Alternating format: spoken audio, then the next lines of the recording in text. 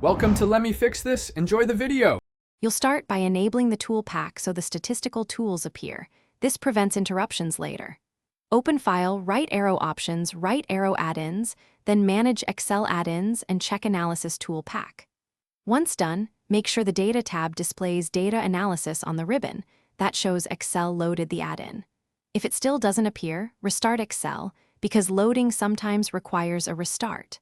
Now that the tool is visible, you're ready to prepare data for analysis and select procedures.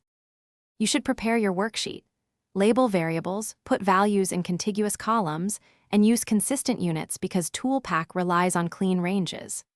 Once prepared, click Data right arrow Data Analysis and choose the appropriate test, for example, descriptive statistics for summaries or regression for relationships. When you select a tool, carefully set input range, grouping, columns/rows, and check labels if you included headers. Also choose output range or new worksheet. This determines where results run the chosen analysis and review the output immediately. Check p-values, r-squared, means, and standard deviations to interpret significance and fit.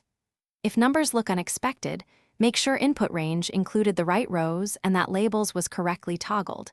Missing headers or extra totals often distort results.